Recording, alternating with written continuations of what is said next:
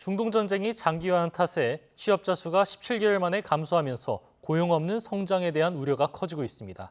정부는 고용 안정을 위해 총력을 다하겠다고 밝혔는데 특히 청년 고용 개선에 정책의 최우선 순위를 두기로 했습니다. 오인석 기자입니다. 정부는 최근 경제 동향 유월호를 통해 중동 전쟁에 따른 불확실성이 지속되는 가운데 물가 상승과 고용 둔화 등 민생 부담이 우려된다고 지적했습니다. 정부의 공식 경기 진단에서 고용 둔화라는 표현이 등장한 건 비상계엄 여파가 있던 지난해 1월호 이후 처음입니다.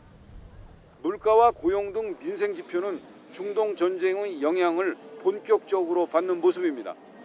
유가와 물가가 원자재 가격 상승으로 이어지면서 경기 흥행 지표인 일자리는 지난달 들어 1년 5개월 만에 마이너스로 전환되며 충격의 직격탄을 맞았습니다.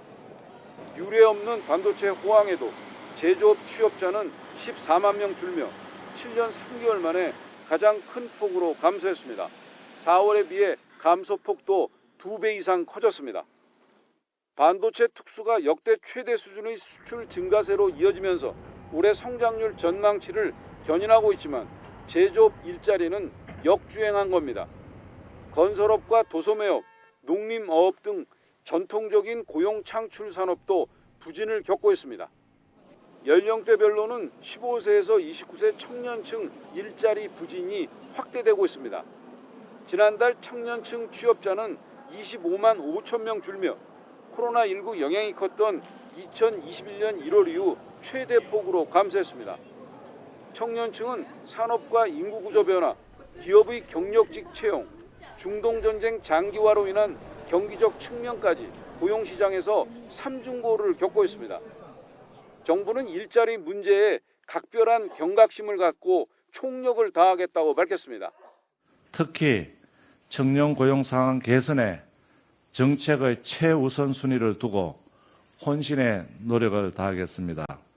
지난 4월 발표한 청년 뉴딜 추진 방안의 핵심 과제들을 속도감 있게 집행하고 또 계층별 업종별 세부 고용 동향을 면밀히 분석해 신속한 조치가 필요하면 즉시 개선하고 중장기 제도 개선 과제를 발굴하는 등 정책 수단을 총동원하기로 했습니다.